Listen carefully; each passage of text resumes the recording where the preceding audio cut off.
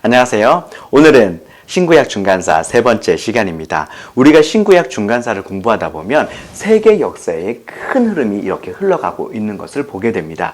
그것과 함께 동일하게 하나님의 구원의 그 섭리의 역사가 함께 이렇게 맞물려서 흘러가고 있음을 우리가 보게 되죠.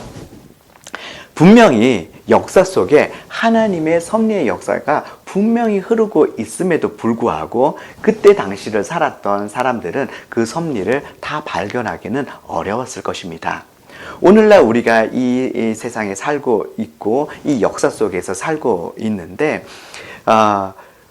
다 우연의 역사처럼 우연의 사건처럼 보이는 이 가운데서도 지금도 하나님의 섭리의 역사는 흐르고 있다고 하는 것이죠.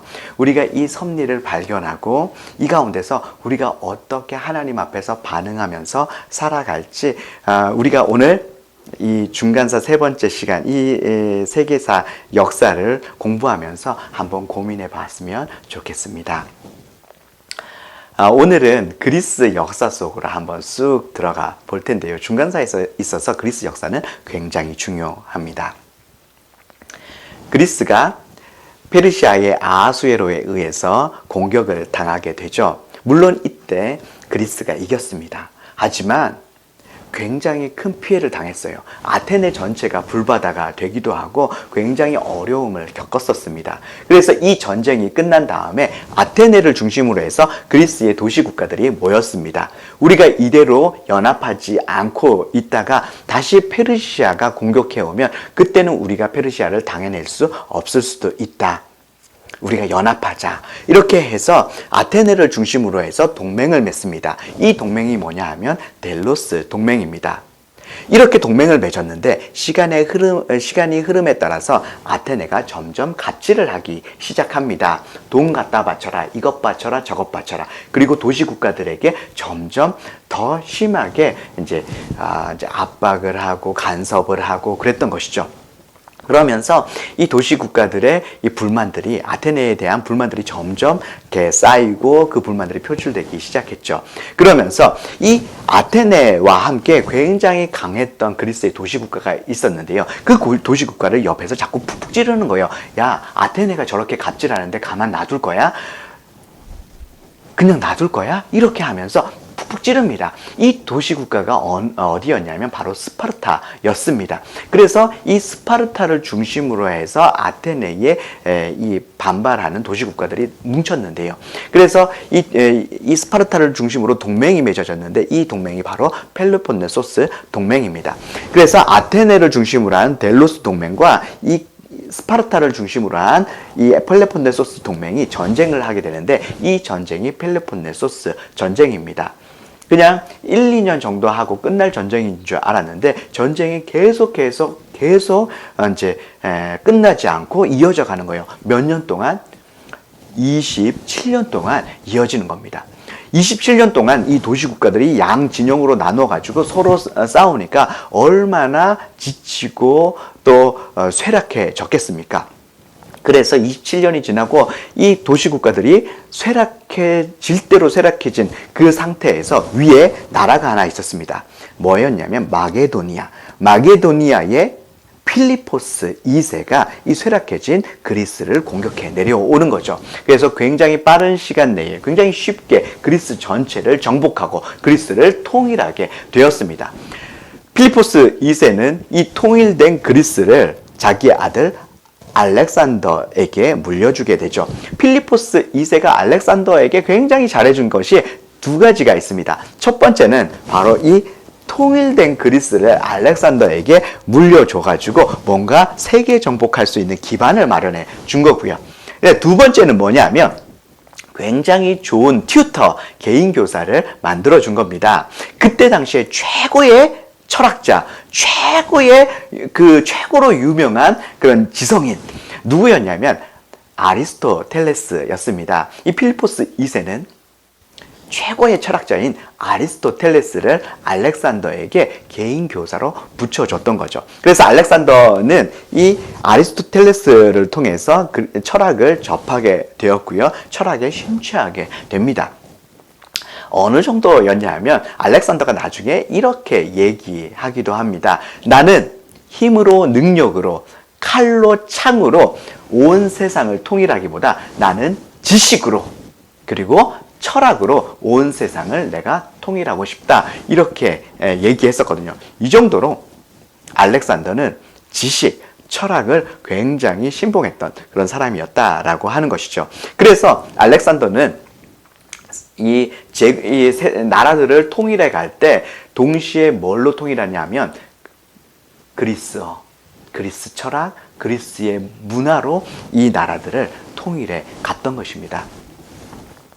자, 이 알렉산더가 20살에 왕이 되고요. 그리고 23살이 됐을 때 뜻을 정합니다. 어떤 뜻을 정하냐면 나 이제 세계를 정복할 거야. 세계 정복에 대한 꿈을 23살에 품게 되고 그때부터 이제 정복 전쟁에 나가게 되는데 자, 이수스 전투에서 페르시아의 다리오 3세와 붙습니다. 어떻게 됐을까요? 굉장히 이 큰 대승을 알렉산더가 거두게 되고 다리오 3세가 도망을 갑니다. 그런데 알렉산더 대왕이 쫓아가지 않아요. 그냥 도망가도록 놔둡니다. 그리고 점령한 그 지역을 어떻게 하냐면 사람들을 이주시키고 그리고 개화를 시켜요. 언어를 가르치고 철학을 가르치고 문화를 이제 전파하고 그리고 제도들을 정비를 합니다. 다 이렇게 딱 정비를 해놓고 또 떠납니다. 자, 어디로 떠나냐 하면 과거의 전쟁 광들이 그토록 이렇게 차지하고 싶었던 곳이 있었어요. 어디냐면 두로입니다. 아수르의 전쟁광 하면 사네립을 꼽을 수 있거든요. 사네립이 5년 동안 공격했지만 얻지 못했던 곳. 또 그 어딥니까? 이 바벨론의 전쟁광 하면 느부갓네살 왕이거든요. 이 느부갓네살 왕이 13년 동안 공격했지만 차지하지 못했던 곳. 바로 두로입니다. 그러면 이 전쟁광들이 왜 그토록 두로를 차지하고 싶었나? 이 두로는 이 지중해의 무역이 이렇게 집결되는 곳입니다. 상업이 이렇게 집결되는 곳이고 상권이 집결되고 그러다 보니까 돈이 집결되는 그런 곳이 바로 두로였던 거죠. 그러다 보니까 수많은 나라의 왕들이 여기를 차지하려고 애를 쓰는 겁니다. 자, 그래서 알렉산더 대왕도 이 두로를 너무나 차지하고 싶었어요. 그래서 바로 이 이수스 전투에서 승리하자마자 바로 이 두로를 옵니다. 그래서 이 두로의 이 육지에 있는 두로는 굉장히 금방 점령을 해요. 그런데 두로가 육지 두로만 있는 게 아니라 섬에도 두로 섬이 있습니다. 그래서 육지에서 싸우다가 안 될 것 같으면 이 사람들이 다 어디로 가냐 하면 섬으로 들어갑니다. 그러니까 그 전에 전쟁광들도 육지 두로는 점령했었거든요. 근데 어디를 점령 못하냐면 섬 두로를 점령하지 못하는 겁니다. 자, 섬으로 가려면 이제 배를 타고 가야 되는데 그러면 해전을 해야 되는데 이 사람들이 두로 사람들이 해전을 기가 막히게 잘하는 거예요. 그래서 해전에서 이기지를 못하는 겁니다. 알렉산더 대왕도 해전에는 자신이 없었던 거죠. 그래서 나와라. 그 섬에서 나와라. 그러면 내가 죽이지는 않을게. 살려줄게. 이렇게 얘기했지만 섬에서 나오질 않는 거예요. 그래서 화가 난 알렉산더가 어떻게 하냐면 육지에 있었던 이 두로성을 다 깨부십니다. 그러면 거기에서 흙도 나오고 돌도 나오고 뭐 나무도 나오고 막 그럴 거 아닙니까? 잔해들이 나오는데 그것을 다 바다에다가 갖다 부어가지고 길을 만들어가지고 이 섬 두로로 그냥 말을 타고 들어가 버립니다. 그래서 섬 두로를 정복하게 되고요. 거기를 아예 폐허로 만들어 버립니다. 이것에 대해서 에스겔서 26장 12절 말씀에 예언하고 있죠. 자, 두로를 다 부셔가지고 거기에 나온 돌과 또 흙과 나무를 다 바다에 던진다. 이런 예언이 거기에 있습니다. 그러니까 이 알렉산더의 두로 정복은 에스겔서 26장 12절 말씀의 성취였던 것이죠. 자, 이렇게 두로를 정복하고 나서 알렉산더가 어디로 내려가냐 하면 이집트를 정복하기 위해서 또 아래로 내려갑니다. 그런데 두로에서 이집트 쪽으로 쭉 내려가다 보면 중간에 또 이제 중요한 곳이 있죠. 우리에게 너무나 중요해요. 거기가 어디냐면 예루살렘입니다. 자, 이집트 정복하기 전에 예루살렘 정복하고 가자. 그래서 알렉산더가 이 예루살렘으로 들어오는데 알렉산더가 말을 타고 예루살렘으로 딱 들어왔는데 거기에 이미 흰 옷 입은 사람들이 쫙 줄을 서가지고 그 맨 앞에는 수염을 흩날리면서 어떤 사람이 책을 하나 딱 펴서 알렉산더를 맞이해 주는 거예요. 그래서 문헌에 보면 알렉산더가 말에서 내렸대요. 말에서 내려가지고 이제 할아버지 앞으로 걸어갔습니다. 그러니까 그 할아버지가 성경을 이렇게 쫙 펴놓고 우리는 왕과 싸우지 않겠습니다. 이렇게 얘기하는 거예요. 그 할아버지가 누구였냐면 바로 예루살렘의 대제사장이었습니다. 성경을 쫙 펼치고 뭐라고 얘기하냐면 우리 성경에 당신이 온 세상을 정복할 것에 대해서 예언하고 있습니다. 그래서 당신이 왕이 되는 것은 우리가 믿는 하나님의 뜻입니다. 그래서 우리는 당신과 싸우지 않겠습니다. 이렇게 얘기하는 거예요. 그때 이 대제사장이 보여줬던 구절들이 다니엘서 7장, 다니엘서 8장, 다니엘서 11장에 나오는 이 그리스에 대한 예언들, 알렉산더에 대한 예언들이 거기 나오거든요. 이 부분들을 펴서 보여줬던 것이죠. 알렉산더가 어떻게 했습니까? 기분이 너무 좋은 거예요. 입이 귀에 걸리는 거예요. 그래서 그때 야야 이 얘기 여기서만 하지 말고 내가 정복하는 곳마다 이 얘기 좀 해줄 수 있겠습니까? 예. 그래서 알렉산더가 가는 곳마다 누구를 데리고 다니냐면 이 유대인들을 데리고 다닙니다. 그래서 가는 곳마다 유대인들을 데리고 가서 거기에 알렉산더는 도시들을 이제 이 정비해 놓고 사람들을 이렇게 정착시켜 놓고 정비해 놓고 또 개화시켜 놓고 떠난다고 했잖아요. 그래서 거기에다가 누구를 데리고 와서 거기에다가 정착을 시키냐면 그 정착민 중에 유대인들을 꼭 포함시켜서 정착을 시키는 거예요. 유대인들 정착시켜 놓고 거기에서 높은 지위를 주고 그리고 돈 주고 굉장히 많은 특혜들을 주는 겁니다. 돈 가지고 특혜를 가지니까 거기서 유대인들이 뭘 시작하냐면 은행을 시작합니다. 그래서 은행이 그때부터 시작이 되는 거거든요. 자, 그래서 이때 이후로 이 알렉산더 때 유대인들이 물론 그 전에도 유대인들이 어느 정도 퍼지긴 했어요. 그런데 굉장히 국지적으로 퍼졌습니다. 근데 알렉산더 때부터 해서 유대인들이 전 세계로 다 퍼지게 되는 거예요. 유대인들이 전 세계에 퍼지면 유대인들이 여기도 살고 저기도 살고 그러면 유대인들이 있으면 거기에 뭘 만들어요? 회당을 만들어요. 회당에서 뭘 하는데요? 하나님 말씀 가르쳐요. 그러니까 전 세계에 하나님 말씀 가르치는 곳들이 전 세계에 생겨나게 되었던 것이죠. 자, 이렇게 예루살렘을 알렉산더가 정복하고 나서 그 다음에 어디로 내려오냐면 이집트로 내려옵니다. 이집트로 내려와서 이집트 정복은 굉장히 금방 이루어내죠. 이집트를 딱 정복하고 나서 딱 봤더니 어느 한 곳이 너무너무 아름다운 곳이 있었어요. 어디냐면 이집트의 알렉산드리아. 어떻게 이집트의 알렉산더의 이름과 이렇게 비슷한 곳이 있었을까? 사실은 이집트의 알렉산더가 정복하고 나서 거기에 이름을 알렉산드리아로 바꾼 겁니다. 전 세계에 알렉산드리아가 굉장히 많아요. 한 70개 정도 있습니다. 여기도 알렉산드리아, 저기도 알렉산드리아. 그런데 이집트의 알렉산드리아가 그 모든 알렉산드리아 중에서 가장 유명했던 것이죠. 그래서 알렉산드리아 하면 보통 우리는 어디를 생각하냐면 이 이집트의 알렉산드리아를 생각하는 것입니다. 자, 너무너무 아름다운 이 알렉산드리아를 그 전에 두로를 깨부시고 완전히 폐허를 만들고 왔잖아요. 그래서 이 알렉산드를 지중해의 무역이 집결되는 그런 항구로 만듭니다. 두로를 대신할. 그래서 여기에 모든 상권이 집약되고 모든 지중해의 돈들이 집약되는 그런 도시로 이제 알렉산더가 만들었던 것이죠.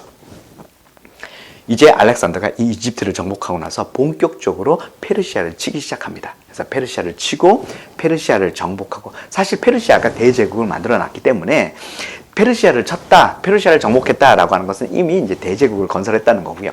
그래서 페르시아를 치고 이제 인도까지 이르는 대제국을 건설합니다. 그리고 이렇게 건설해 놓고 나서 돌아오는 길에 너무나 애석하게 33살 꽃다운 나이에 돌아오는 길에 죽고 맙니다. 어떤 사람은 설사병, 이질이다. 어떤 사람은 독사를 당했다. 뭐 이런 얘기가 있는데 저도 잘 모르겠어요. 어쨌든 33살의 나이에 일찍 세상을 떠나게 됩니다. 왕이 되고 계속해서 정복 전쟁을 했기 때문에 뭐 후사가 제대로 있었던 것도 아니고요. 그러다 보니까 알렉산더가 대제국을 건설해 놨는데 이 나라를 누가 이제 나누어서 가지자면 알렉산더 밑에 있었던 4명의 장군들이 나누어서 갖게 됩니다. 자, 이쪽 이 마게도니아, 제일 중요하잖아요. 마게도니아에서 시작했으니까. 이 마게도니아는 카산더라는 사람이 이제 다스리게 되고요. 이제 분배를 받아서. 그 다음에 비두니아 본도, 여기는 사람도 별로 안 살고 막 산지 이런 지방이에요. 별로 안 좋은 곳인데요. 리시마쿠스가 여기를 다스리게 됩니다. 리시마쿠스가 별로 힘이 별로 없었나 봐요. 그래서 이 별로 안 좋은 땅을 분배받게 되고요. 자, 우리한테 있어서 중요한 것은 예루살렘 주변의 이 정세가 중요하잖아요. 그래서 예루살렘 중심으로 해서 이 위쪽에 이 메소포타미아 지역, 여기를 셀류키드가 이제 다스리게 되고요. 그 다음에 예루살렘, 이 유대를 포함한 이 팔레스타인 지역, 이 팔레스타인 지역과 그 밑에 이집트 지역을 어디가 분배받아서 다스리냐면 톨레미가 분배받아서 다스립니다.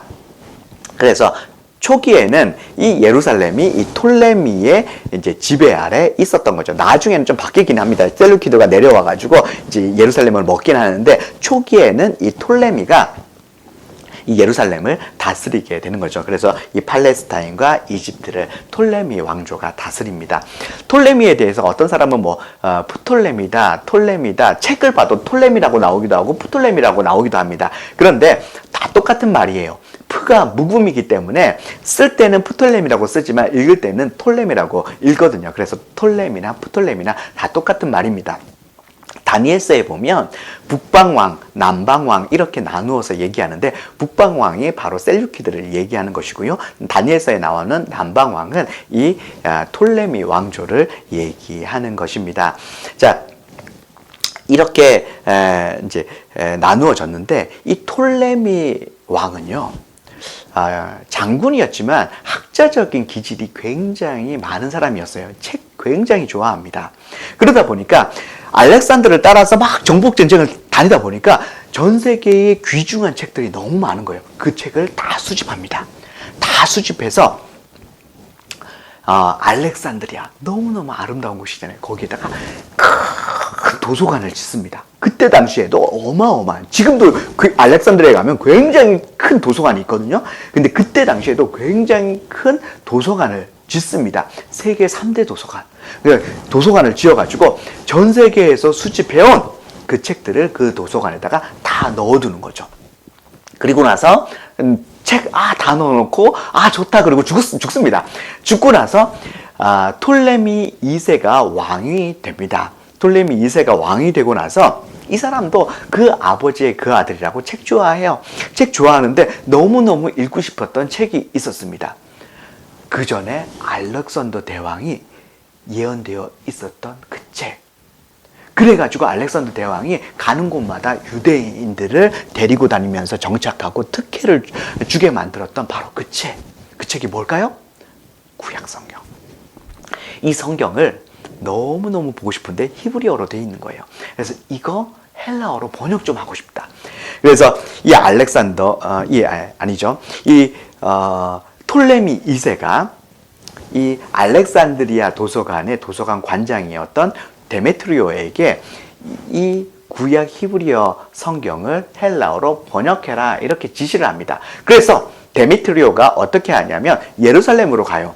그래서 예루살렘의 대제사장을 만납니다. 엘르아사를 만나가지고 우리 왕께서 지금 구약 성경을 번역하고 싶어 하신다. 그래서 이것을 번역할 수 있는 학자들, 그래서 헬라어와 히브리어에 능통하고 성경의 내용을 제대로 번역해야 되니까 성경의 내용에 굉장히 능통한, 딱 보면 이게 무슨 의미인지 딱 아는, 그래서 문맥적으로 그리고 역사적으로 이 내용을 쫙쫙 깨고 있는 그런 학자들 다 보내라. 그래서 이 성경 번역할 수 있게 해달라. 그랬더니 엘르아살이 몇 명을 뽑아서 보내냐면 70명을 뽑아서 보냅니다. 그래서 70명이 알렉산드리아로 내려오거든요. 내려와가지고 성경을 번역하는데 어떻게 번역했냐면 다 한 방에 한 명씩 집어넣습니다. 한 방에 한 구절씩 써가지고 한 명씩 집어넣으면 그 한 구절을 번역을 하는 거예요. 그래갖고 한 구절 번역하고 나와서 서로 맞춰보고, 그래서 70명이 다 일치하면 이제 통과. 일치 못하면 다시 번역해. 해갖고 다시 번역하고 또 나와서 보고. 이렇게 번역해서 서로 70명이 서로 맞춰보니까 얼마나 그 번역이 정확했겠습니까? 이렇게 해서 번역을 하는데, 이제 이래서 만들어진 성경이 바로 70인역 성경입니다. 왜 70인역이냐? 70명이 번역했다고 해서 70인역이고요. 세투아진트라고 얘기하기도 합니다. 왜 세투아진트냐? 그리스어로 70이라는 숫자가 세투아진트입니다. 그래서 70명이 번역했다 해서 세투아진트. 그래서 이 세투아진트 70인역이라고 하는 헬라어 구약 성경이 이렇게 완성이 되게 되는 거죠. 성경이 헬라어로 번역이 됐어요. 그리고 그러다 보니까 이제 전 세계 사람들이 헬라화되어 있는, 자, 헬라어로 통일되어 있는 전 세계 사람들이 성경을 읽고 하나님을 알게 되는 일들이 일어난 거예요. 하나님의 말씀이 온 세상에 흥왕케 되겠다라고 하는 그 하박국의 예언이, 하나님을 알게 되는 지식으로 온 세상에 가득하게 되겠다고 했던 그 하박국의 예언이 또 성취가 또 이렇게 이제 되어가고 있었던 것이죠. 자, 이 70인역 성경의 의미는, 첫 번째는 이 하나님의 말씀이 전 세계에 흥하게 된 거고요. 두 번째 의미는 뭐냐 하면, 자, 히브리어는 굉장히 한 단어가 갖고 있는 의미가 여러 개가 있습니다. 근데 헬라어 성경은 단어의 의미가 굉장히 히브리어에 비해서 분명합니다. 예를 들어서 이사야서에 처녀가 잉태하여 아들을 낳을 것이다 라고 하는 예수님에 대한 예언이 있죠. 근데 이게 히브리어로 알마입니다. 알마는 처녀도 될 수 있지만 그냥 결혼한 지 얼마 안 된 새색시도 될 수가 있는 거예요. 젊은 세대 될 수 있는 겁니다. 그런데 이것을 이 성경에 능통한 학자들이 뭐라고 번역했냐 하면 헬라어로 처녀라고 번역을 한 겁니다. 자, 그러니까 히브리어로 보면 이게 처녀도 될 수 있고 젊은 세대도 될 수 있지만 헬라어로 정확하게 이거는 처음부터 처녀였다. 처음 예언할 때부터 처녀였다. 이렇게 번역을 해 놓은 거죠. 자, 하나님의 말씀이 전 세계의 사람들이 이제 읽게 되는데, 이 성경의 내용을 잘 모르는, 히브리 역사를 잘 모르는 사람들이 번역하면 실수할 수 있는 거예요. 다르게 해석할 수 있는 여지가 있는데요. 헬라어로 굉장히 정확한 의미로 번역해 놨기 때문에 이렇게 다르게 해석할 수 있는 여지가 사라지게 되는 거죠. 그래서 성경의 의미가 굉장히 정확하게 이렇게 사람들에게 전달되게 되었다. 이런 의미가 있게 되는 겁니다. 자, 그리고 번역하기 위해서 예루살렘에 있었던 그 뛰어난 학자들 70명이 다 알렉산드리아로 내려왔습니다. 혼자 내려왔겠습니까? 성경 번역이 뭐 하루 이틀 사이에, 뭐 한 달, 두 달 사이에 그게 완성될 수 있겠습니까? 없습니다. 그리고 한 구절씩 70명이 다 이제 번역해갖고 모여서 하는데 이게 시간이 얼마나 오래 걸리겠습니까? 뭐 10년, 20년으로 되겠습니까? 그러니까 온 가족을 다 데리고 내려와가지고 거기서 생활하면서 알렉산드리아에서 그 뛰어난 학자들이 정착을 하게 됩니다. 그래서 이 알렉산드리아가 큰 도서관도 있죠. 이 유대의 뛰어난 학자들이 거기에 다 정착해서 살지요. 그러다 보니까 여기가 유대의 굉장히 좋은 그런 교육도시가 됩니다. 이 교육도시에서 나온 굉장히 성경에 능통한 사람이 한 명 있죠. 신약시대로 가면 누구죠? 아볼로. 이 아볼레가 바로 이 이집트의 알렉산드리아 출신이었다라고 하고요. 자, 이게 이 톨레미 왕조의 교육 도시가 바로 이제 알렉산드리아였고, 여기에서 나온 사람이 아볼로입니다. 셀류키드 왕조, 이 왕조의 이제 교육 도시가 어디냐면요, 다소입니다. 다소 출신의 또 사람이 있죠. 누군가요? 사도 바울입니다. 그러니까 사도 바울. 그리고 아볼로, 굉장히 좋은 교육 도시에서 나온 그런 사람이었다라고 하는 것이죠. 자, 제가 이렇게 얘기한다고 해서 다 막 이렇게 막 파락문으로 이렇게 이사 가시면 안 됩니다. 자, 우리가 오늘 이제 여기까지 그리스의 역사에 대해서 여러분들과 함께 나눌 거고요. 다음 시간에는 이제 이 그리스 역사와 관련된 좀 아픈 역사들이 있습니다. 이 예루살렘이 이 이후로 해가지고 이 그리스에 의해서 굉장히 큰 어려움을 당하게 되고요. 그래서 그리스의 이제 반기를 들고 이렇게 이제 전쟁을 하고 그러면서 이제 수전절이라는 절기가 생겨나게 되고 그런 역사들이 있습니다. 그 부분에 대해서는 제가 다음 시간에 또 나누도록 하겠습니다. 우리가 이렇게 신구약 중간사, 오늘 이제 그리스 역사에 대해서 쭉 봤는데요. 어떻습니까? 큰 역사의 흐름이 흘러가고 있는데 거기에 동일하게 그 역사와 맞물려서 하나님의 놀라운 구원의 섭리의 역사가 함께 맞물려서 흘러가고 있는 것을 우리가 발견할 수 있었죠. 성경에서 예언했던 몇십 년, 몇백 년 전에 예언했던 그 예언들을 하나님께서 성취하시면서 놀랍게 하나님께서 일하시는 하나님의 그 역사를 우리가 발견할 수 있었습니다. 그때 당시의 사람들은 다 우연의 역사지 이렇게 생각했을 수 있습니다. 지금 오늘날을 살아가고 있는 우리들도요, 이 역사 속에서, 이 사회 속에서 내 주변에서 일어나는 일 단지 우연의 사건일 뿐이야 이렇게 생각할 수도 있습니다. 하지만 이 속에는 우리가 우연의 사건이라고 생각하는 이 속에 반드시 뭐가 흘러가고 있냐면 하나님의 섭리의 역사가, 하나님이 계획하신 그 계획의 역사가 흘러가고 있다고 하는 것입니다.